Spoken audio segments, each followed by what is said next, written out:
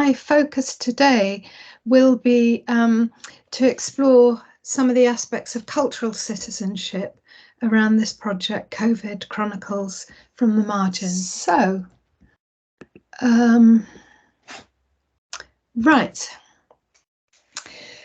So the COVID Chronicles from the Margins project, it started up in March 2020 when a small group of us who live in Swansea and who've been very closely involved in asylum and refugee research and support locally, we got together and we thought that it would be good to connect with asylum seekers and refugees, because we knew that many of the drop-ins and charitable and religious organisations who provide really vital services to them suddenly stopped.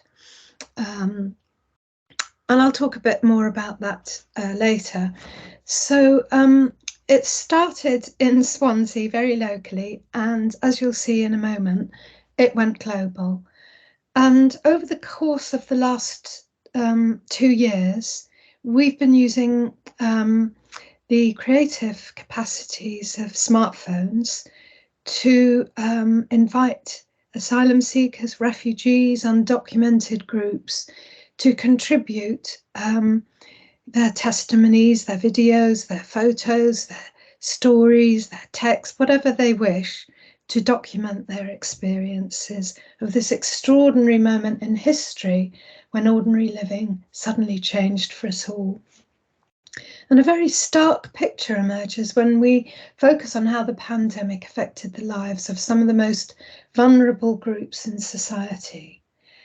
So one of the biggest surprises was that how the risk of death in countries like Britain and Sweden and the USA, how strongly and how close the association was to being Black or minority ethnic. So, for example, in Britain, people from South Asian backgrounds were 20% more likely to die than white people. And if you cast your mind back to the early days, the UK government really struggled to understand why these groups in particular were at higher risk. And they really struggled to create policies and practices to address them. And you might remember that there was a suggestion that the government made to take all minority ethnic NHS staff off the wards. And this was met with laughter and outrage, because it was soon realised that the NHS would collapse. So the current research shows that, current research on who is most affected shows 3 clear risk factors for death. The first is coming from a deprived background. The second is being from an ethnic minority group. And the third is having a key worker occupation, such as cleaner, security guard, taxi driver, social care or health worker.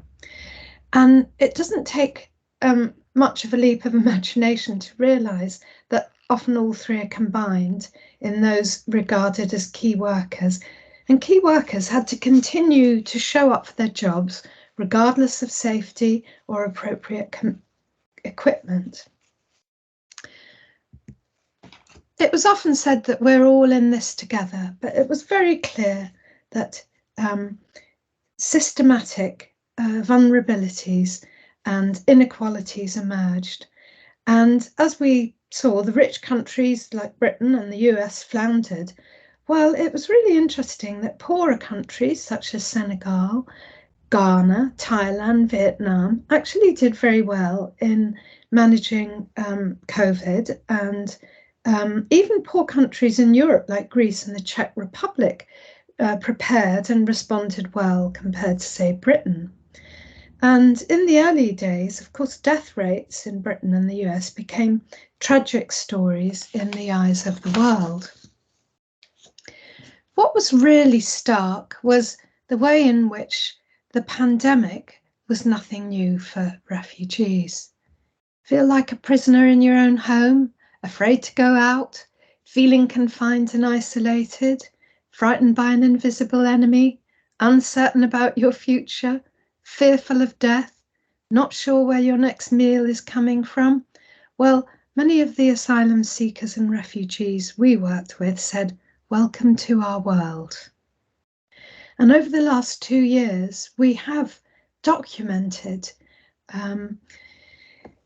the anxieties of feeling locked in and the difficulties, but also the many ways in which the cultural and the life skills that refugees and asylum seekers have in, some people call it resilience. There are issues with terms like resilience, but surviving adversity when everything that is familiar vanishes, finding new ways of coping, living despite trauma and pain and grief, and making a new life, that requires strength, imagination, and creativity. And so it's the twin dynamics between the inequalities that were exacerbated by COVID and the new and sort of reproduced forms of solidarity that were forged in the many ways in which forced migrants and those who had solidarity with them coped creatively. So very briefly, COVID Chronicles, what we tried to do was to provide a kind of unique optic on the pandemic and a rare glimpse of what living like a refugee is like. We collaborated with forced migrants, civil society organisations, charities, religious organisations, artists, academics, and policymakers.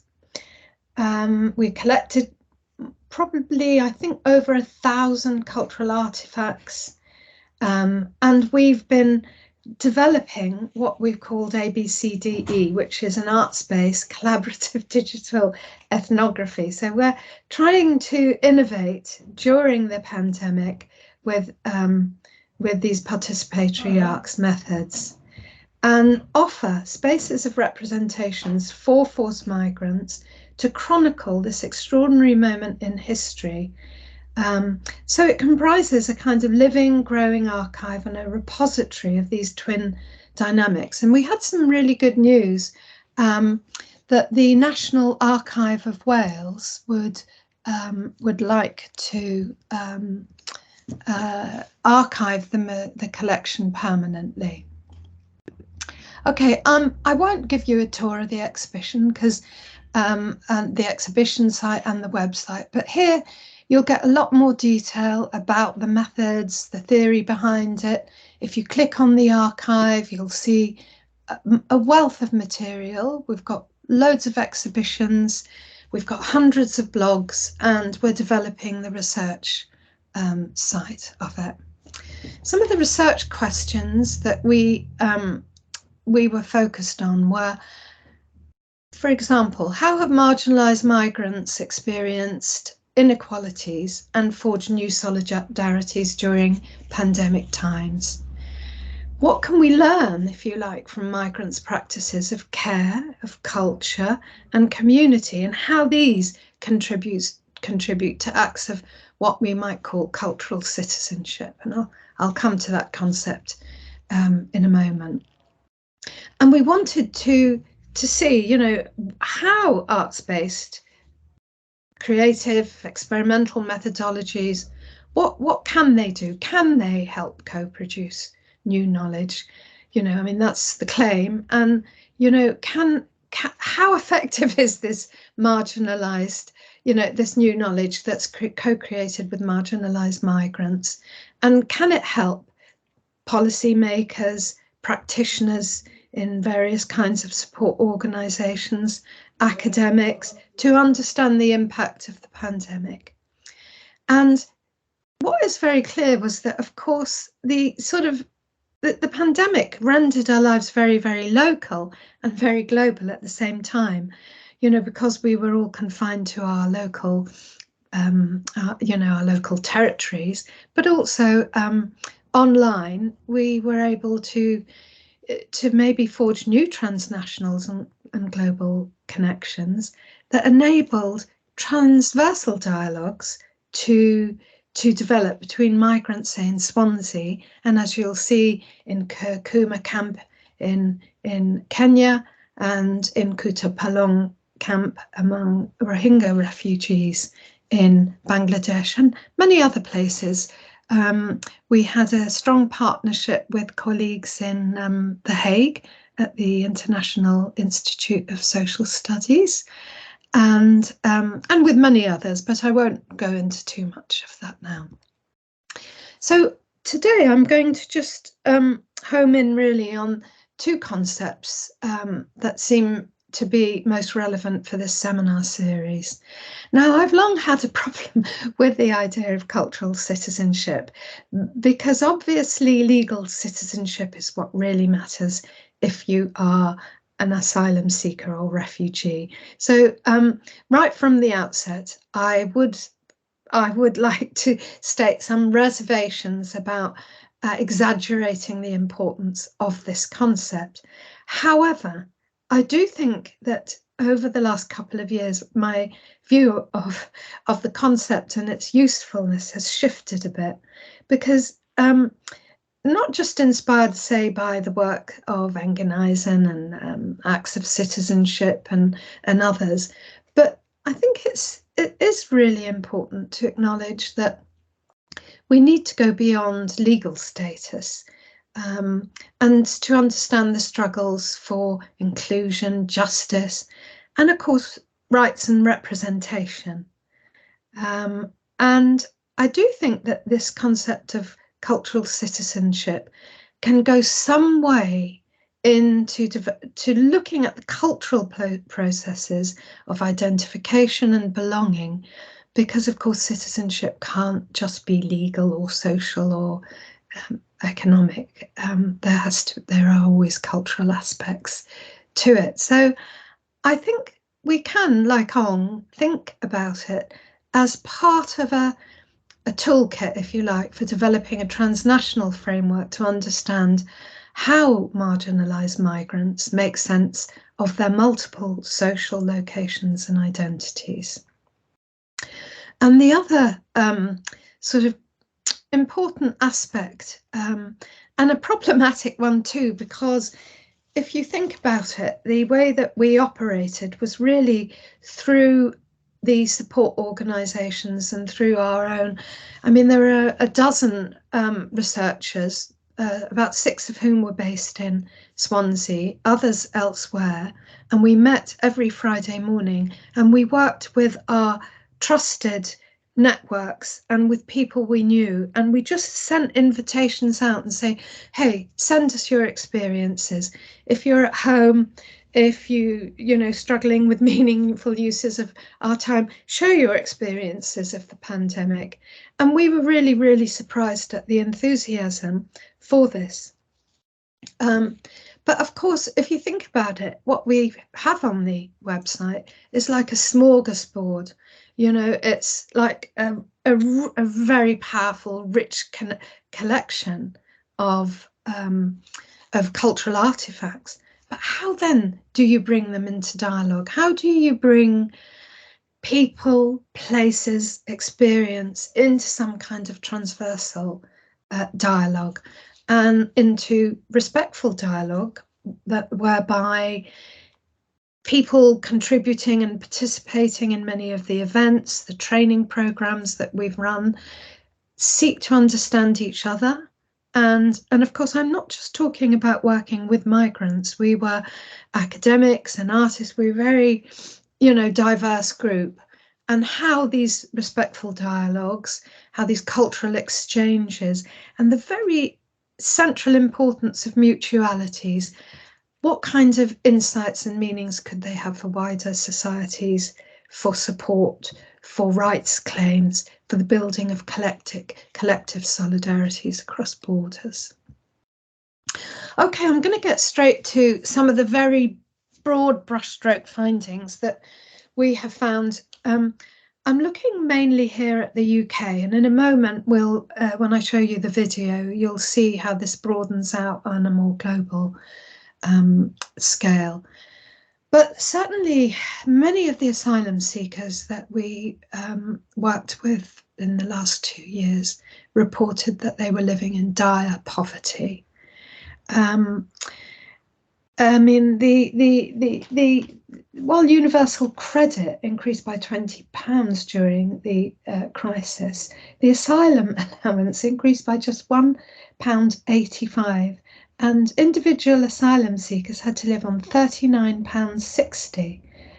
Well, I think it's easy to understand that trying to buy, all the necessities of food and hygiene projects and hygiene products, masks, hand gel, etc., must have been very, very, very difficult with that. Now, asylum seekers live in home office accommodation, and you can see on the website we got dreadful stories about how often it was very unsafe, how it was crowded, how there was no social distancing. And just imagine if you were an asylum seeker who depended on going to, say in Swansea, there are 3 main drop-ins that provided really wholesome meals 3 times a week for people, and where you could get English classes, where you could chat to friendly people, where if you were a mum, you would get some childcare and you had a chance to connect with others. All that suddenly stopped. So local voluntary and religious groups, and it's important to remember what an active role so many religious groups played in providing food banks. There's a lot of evidence of that on the website. So, and this was always the kind of double-edged sword, that wherever we saw these profound inequalities, this kind of efflorescence of solidarity in certain localities, not all, did thrive. And it was amazing to see how some asylum seekers said, well, look, when we came, we benefited from drop-ins, and my next door neighbour was very kind. Now I'm doing shopping for her, I'm delivering to the elderly. And so there was a really, at times, very touching and impressive solidarity across social boundaries. And local workers and volunteers collaborated in new and inventive ways. And I think it's also really, really important to stress this, how asylum seekers are often seen as passive recipients of benefits, but they played a vital role in supporting each other and vulnerable people who were shielding. So in many ways, deprivation, and now we're going to move on to destitution, were absolutely, top findings. And if you were a failed asylum seeker with no recourse to public funds, your life was absolutely devastating. You were in destitution. That meant that you had no accommodation, you had no allowance, you had no rights to benefits, you had no right to works. You were totally dependent on charity, on friends for surfing, or, for example, on any of the exploitative and illegal employers who actually thrive in the conditions of pandemic and who sustain sort of criminal networks. And there was this kind of seesawing that at first homeless or refused asylum seekers were housed. They were taken off the streets, but then after a while they were made homeless again. And a number of projects grew up. I mean, in Swansea, there's a magnificent project called Tawi. Tawi is the river that runs through Swansea, and Abertawe is the Welsh for Swansea. And that project really did amazing work in housing destitute asylum seekers, but it was very, very difficult for them. And I saw people working day and night to help people.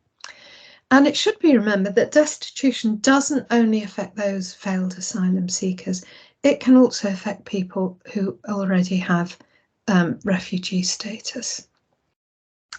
So then now discrimination, distress, despair, these again were top draw findings. Across the board, asylum seekers reported that they felt so upset and disappointed at the experiences of racism and prejudice and verbal abuse. I can give you examples, but I think I'll move on, and maybe in the chat I can. I think to put yourself in the shoes of what it is to be an asylum seeker, you know, people have got very traumatic experiences from conflicts back home, the journeys that they've made, and settling into the UK, a new language, a new country. And they already have long-lasting mental distress that was hugely exacerbated, not just by the pandemic, but by the lockdown measures themselves. There's long and terrible waits for limited psychological support. And in the YouTube, we have a YouTube channel in the video section on the archives.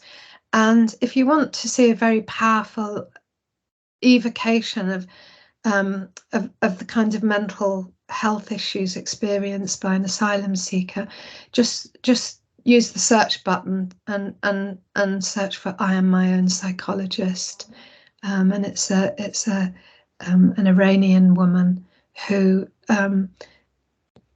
experiencing terrible mental distress, but who turned to art and creativity and to her religion to try and find her way through the pandemic and to guard against the recurrent feelings, suicidal feelings that she had.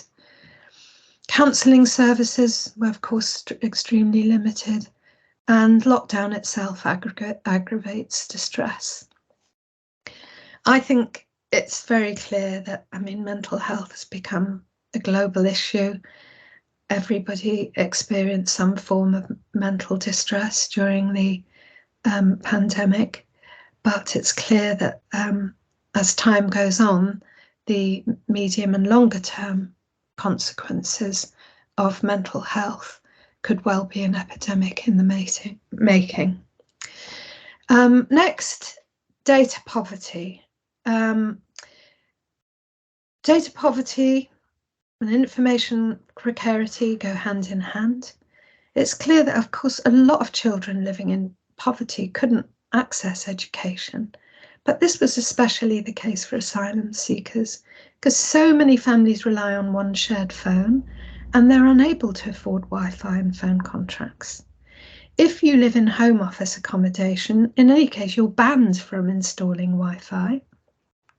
You can't, it's difficult or nearly impossible to open a UK bank account, so you can't get a phone. You can't get a phone contract without that. But charities, again, set up new schemes to distribute phone top-ups and loan tablets. So this was, again, an amazingly powerful to observe and to participate in. You know, people gathering all their old devices, dropping them off at people who were participating in our arts kids club.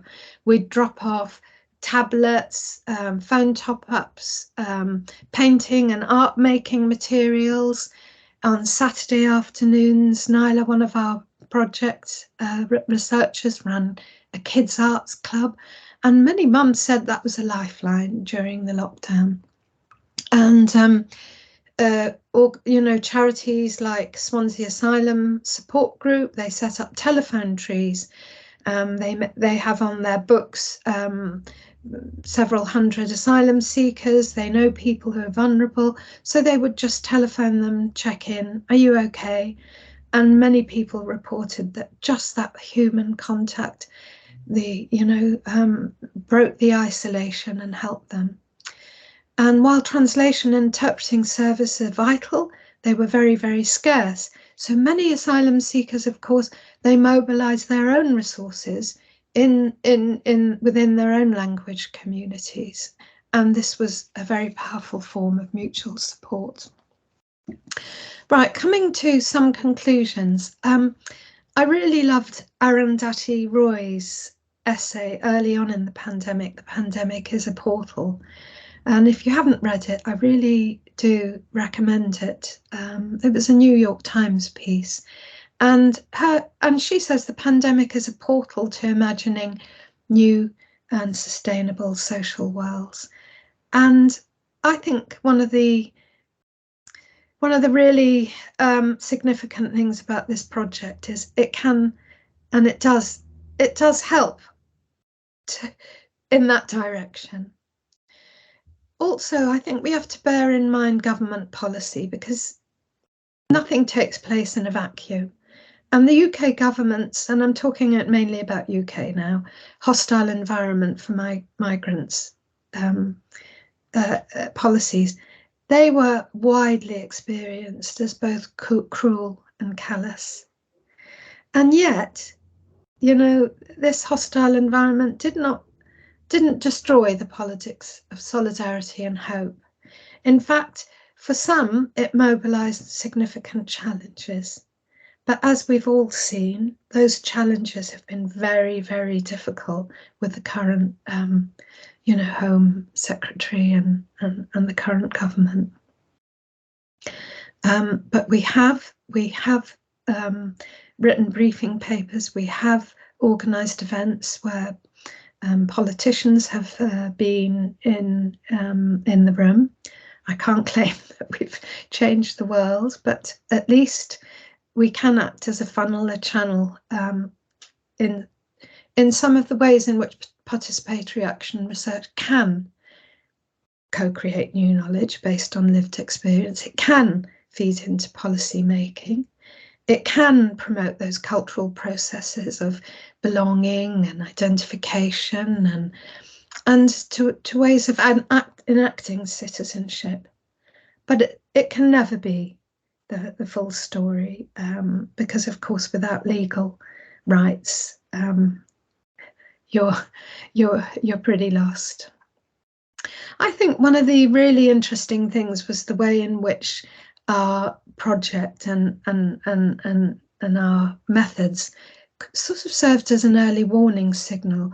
I mean, a good example of that is the data poverty, the way that we were gathering so many testimonies of, how people were experiencing serious isolation. They couldn't participate in education, they couldn't get any support. And that helped set up locally some of the support networks. And helped marginalised groups assert their voices and make rights claims and help with provision. And I thought it was really interesting in Wales, the take-up of the project. And also, we've had a lot to do with Scotland. Wales and Scotland have really, I think, been very much in the forefront of sort of more humane policies towards asylum seekers and refugees, and so we've hooked in with the sanctuary movement. This Swansea's a city of sanctuary. Wales is angling to become the first nation of sanctuary, and as one of our contributors said, it's like a global village. And I think in the next short video, which I want to show you about the project, you'll see how it's a beginning to develop those kinds of rich transnational networks and transversal dialogues across borders. There's some, I can share the PowerPoint if anyone wants to have a little look at some of the particular Swansea-based things we've done is there. And one contributor said, I thought this was a lovely quote, "If you think you can survive lockdown without culture and creativity, think again." And so the project really shows how important culture, creativity, communication and community matter. So I'm going to see, hopefully this will work and you can hear it. This is a video that was made for us by one of the OU's video makers, and you'll see some of our wonderful project researchers and some of the projects that we've worked on. So I hope you enjoy this.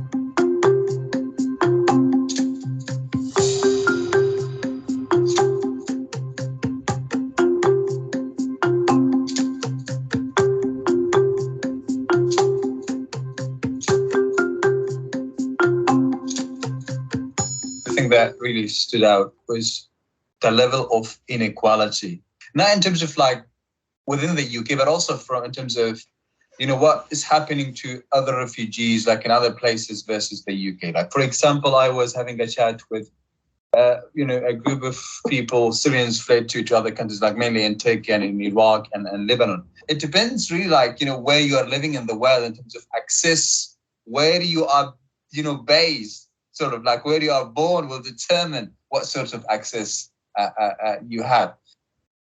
It is different stories, different situations, but mostly of them, they are being connected by the fact they are suffering. And this suffering comes in the way from discrimination, inequalities, but as well for the own sense of loss. That the feelings were the same: despair, isolation, sense of loss, bereavement, a continuous bereavement during all the year. And this project as a way of coping, as a way of expressing their emotions and their needs. The same political discourse, even some social discourse, is suspiciously alike. I heard during 15, 18 years back in my country. My friends living in America, they told me, we used to say, we came from the future, but nobody listened. This project has mainly taught me that, art is not only about creating patterns and making beautiful things. It's also about spreading love and happiness and making others smile. All the children all over the world has been through a lot since last year. Our weekly sessions from this project, I think they provide an emotional outlet. It's lovely to see, what these sessions can do and what such project can do for children, for the community. It's amazing, and I'm very, very grateful to be a part of it. I'm working with asylum seeker and refugee from 2013 as an interpreter, but working with COVID-19 Chronicles project as a researcher is a great opportunity to work with amazing researchers, and I learned a lot from them. I also had a chance to get in touch with many asylum seeker and refugee in the UK and all around the world. I learned a lot from them during life under COVID. The project Building Solidarity, promoting a better understanding of problem being faced, especially about inequality and discrimination.